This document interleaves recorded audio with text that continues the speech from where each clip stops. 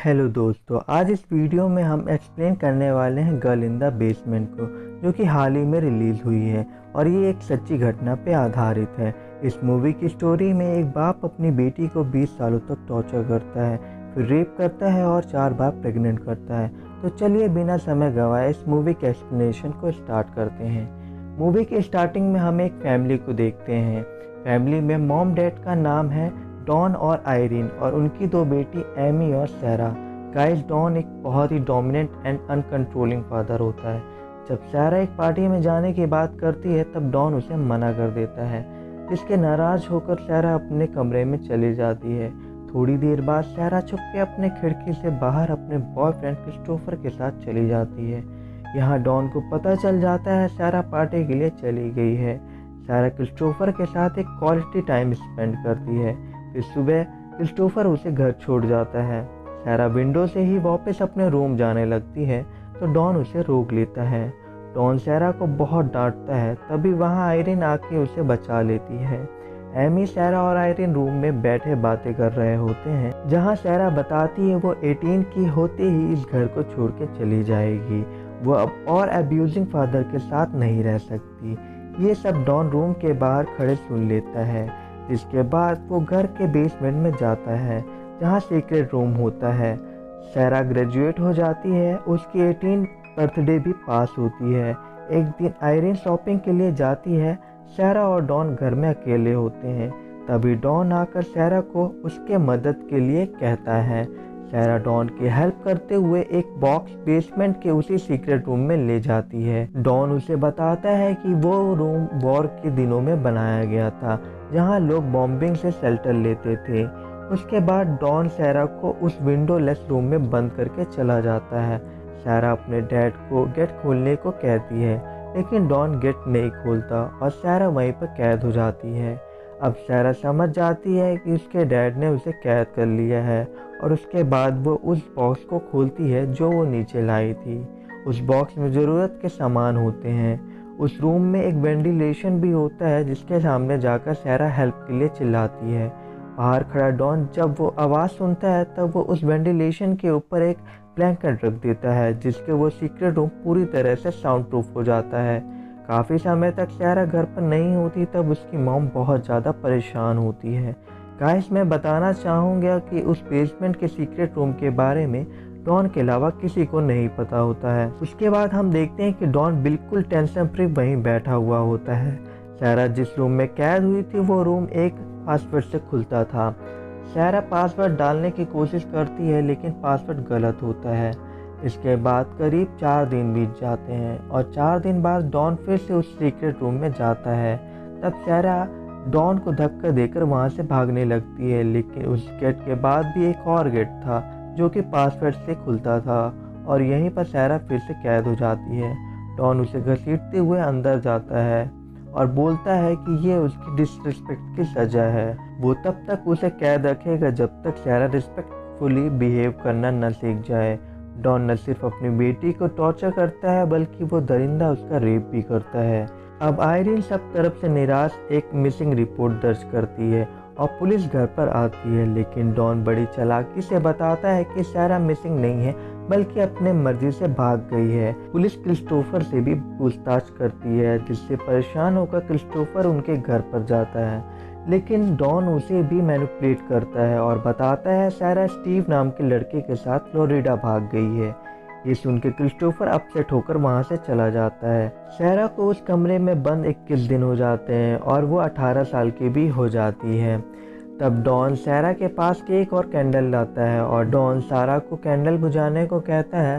सैरा ऐसे ही करती है और वो डॉन की सारी बातें मानती जा रही थी, क्योंकि डॉन ने उसे कहा हुआ होता है कि मेरी बात मानने पर तुम्हें बहुत जल्द यहाँ से आज़ाद कर दूंगा।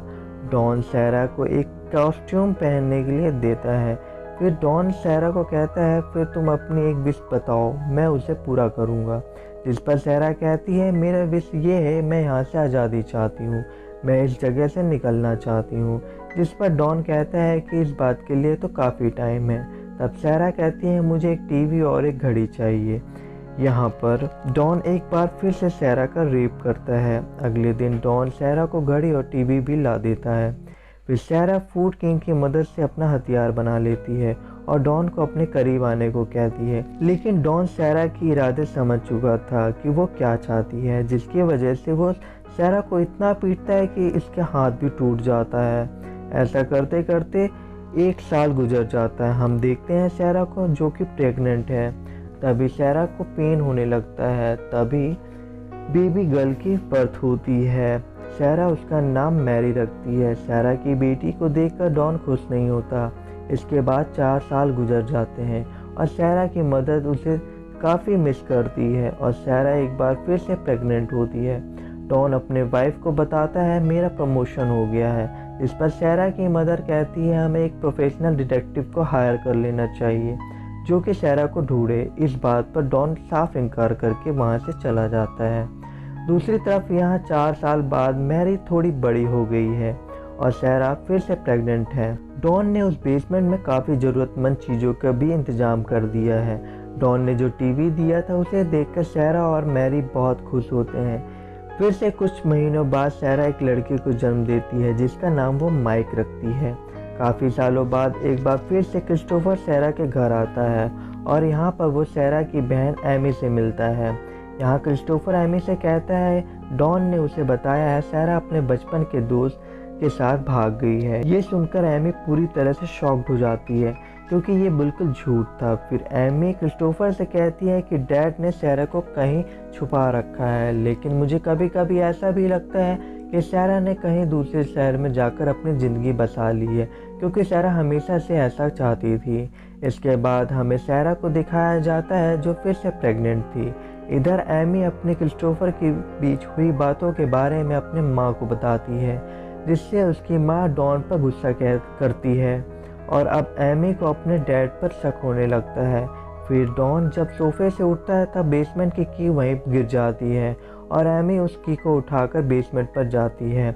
वहाँ उसे बहुत सारे हाउस होल्ड की चीज़ें दिखती हैं और वो सोचने लगती है कि ये सब चीज़ें बेसमेंट में क्या कर रही हैं। इसके बाद वो बुक सेल देखने लगती है कि तभी वहाँ डॉन आ जाता है और एमी को डांट के वहाँ से भगा देता है। फिर हमें सैरा को दिखाया जाता है जो फिर से एक लड़के को जन्म देती है जिसका नाम वो थॉमस रखती है। अब सैरा को 3 बच्चे हो चुके थे। अब उन्हें संभालना सैरा के लिए मुश्किल हो रहा था, इसलिए वो डॉन से कहती है इस बच्चे को मेरी माँ के पास ले जाओ क्योंकि मैं इतने बच्चों को संभाल नहीं पाऊंगी। डॉन भी इस बात पर राजी हो जाता है और वो एक प्लान बनाता है। दूसरे दिन डॉन थॉमस को घर के बाहर एक लेटर के साथ छोड़ देता है। फिर सैरा की माँ उस बच्चे को देखती है और वो उस लेटर को पढ़ती है। इस लेटर में सैरा ने लिखा था मैं सैरा हूँ, ये मेरा ही बच्चा है और कुछ फाइनेंशियल प्रॉब्लम की वजह से मैं इसे यह नहीं पाल सकती और मैं इसकी जिम्मेदारी आप पर छोड़ती हूँ। ये पढ़कर सैरा की माँ उस बच्चे को घर में ले आती है। तभी डॉन को एक और नोट मिलता है जिस पर लिखा था कि डैड ने मुझे बेसमेंट में कैद किया हुआ है। ये देखकर डॉन को काफ़ी गुस्सा आ जाता है और वो सैरा को पनिशमेंट देने के लिए एक बार फिर से उसका रेप करता है। इसके बाद हमें कुछ सालों बाद का सीन दिखाया जाता है जहाँ पर हम देखते हैं सैरा के बेटा और बेटी बड़े हो गए हैं। एक दिन डॉन सैरा की बेटी को बड़े बुरी और गंदी नज़रों से देख रहा था।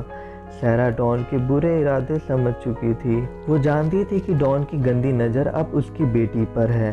सैरा अपनी बेटी की वजह से काफ़ी वरिड थी क्योंकि उसकी बेटी को अस्थमा था। एक दिन सैरा देखती है छत से पानी टपक रहा है। सैरा सोचती है आई थिंक वहाँ पर कोई कच्ची ज़मीन है जिसे तोड़कर हम किसी की हेल्प मांग सकते हैं।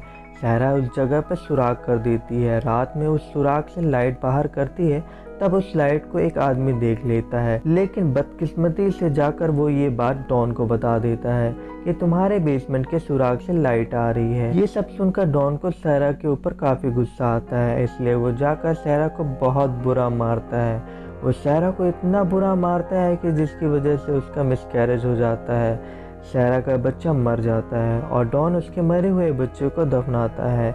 इस बात की वजह से सैरा के बच्चे काफ़ी दुखी हो जाते हैं। सैरा डॉन से अपने उस बेटे के बारे में पूछती है जो उसने अपने मदर को दे दिया था, जिस पर डॉन बताता है कि नेक्स्ट मंथ वो एक टूर्नामेंट खेलने वाला है। जिस पर सैरा का बेटा माइक कहता है कि मैं भी बाहर जाना चाहता हूँ खेलने के लिए। माइक कहता है हम कब जाएंगे बाहर, कब बाहर खेलेंगे। जिस पर डॉन कहता है जब तुम्हारी माँ का बिहेवियर अच्छा होगा मेरे लिए तब मैं तुम्हें यहाँ से बाहर ले जाऊँगा, तब तुम भी बाहर जाके खेल सकोगे। सैरा डॉन से सॉरी बोलती है क्योंकि उसके बच्चों ने बाहर जाने की बात की। डॉन के जाने के बाद उसके बच्चे सैरा पर गुस्सा करते हैं कि हमने आखिर ऐसा क्या कह दिया था कि आपने सॉरी बोला उनसे। जिस पर सैरा कहती है मैं सिर्फ तुम्हारी हिफाजत करना चाहती हूँ। सैरा काफ़ी सैड हो जाती है, वो क्रिस्टोफर को काफ़ी मिस कर रही होती है क्योंकि यहाँ आने से पहले वो क्रिस्टोफर से मिली थी और उसने क्रिस्टोफर के साथ काफ़ी अच्छा टाइम स्पेंड किया था। दोनों बच्चे सैरा से बदतमीजी करने के लिए सॉरी बोलते हैं। सैरा अपने दोनों बच्चों को डॉन की सारी रियलिटी बता देती है, वो भी बिल्कुल सच सच। वो ये सब सुनकर काफ़ी हैरान हो जाते हैं। वो बच्चे इतने बुरी तरह से डर जाते हैं कि सैरा की बेटी को अस्थमा का अटैक आ जाता है। सच बताने पर डॉन को सैरा पर गुस्सा आता है, इसी वजह से वो उसे मारने लगता है, लेकिन माइक उसे ऐसा करने से रोक लेता है। पनिशमेंट के तौर पर डॉन बाहर जाकर बेसमेंट की लाइट ऑफ कर देता है। डॉन की जॉब चली जाती है, घर के हालात बहुत ख़राब हो जाते हैं। उसके लिए अब इतने लोगों के एक्सपेंस उठाना मुश्किल हो रहा होता है, इसलिए एक दिन वो वेंटिलेटर के सिस्टम के थ्रू कार की पॉल्यूटेड गैस बेसमेंट में भेज के उन्हें मारने की कोशिश कर रहा होता है कि तभी थॉमस वहाँ आ जाता है और डॉन अनसक्सेसफुल हो जाता है। 20 साल गुजर जाते हैं। एक दिन अस्थमा की वजह से मैरी की तबीयत बहुत ख़राब हो जाती है। ये सब देखकर सैरा बहुत घबरा जाती है। इसके बाद वो डॉन से कहती है हमें मैरी को हॉस्पिटल लेके जाना होगा। पहले तो डॉन ऐसा करने से मना कर देता है, लेकिन सैरा के बहुत कहने पर मान जाता है और उसके बाद सैरा के बेटे को बंद करके सैरा और मैरी को अपने साथ हॉस्पिटल लेकर जाता है। हॉस्पिटल में मैरी का इलाज होता है और वो बच जाती है। हॉस्पिटल में जब डॉन फॉर्म लेने जाता है तब समय का फ़ायदा उठाकर सैरा नर्स के पास जाती है, उससे हेल्प मांगने लगती है। इत्तेफाक से वहाँ एक पुलिस ऑफिसर भी होता है और सारा सच पुलिस ऑफिसर को बता देती है। पुलिस डॉन को पकड़ लेती है। इसके बाद सैरा के फैमिली को पता चलता है तब वो बहुत ज़्यादा शॉक्ड हो जाते हैं और काफ़ी इमोशनल हो जाते हैं। इसके बाद सैरा के बेटे माइक को भी निकाल दिया जाता है। लास्ट सीन में हमें दिखाया जाता है कि सैरा अपने बच्चे और माँ के साथ है और वो बहुत खुश है। फिर सैरा से मिलने क्रिस्टोफर आता है जो अभी भी अनमैरिड ही था। उसके बाद दोनों लॉन्ग ड्राइव पे चले जाते हैं। इसी के साथ मूवी का द एंड हो जाता है।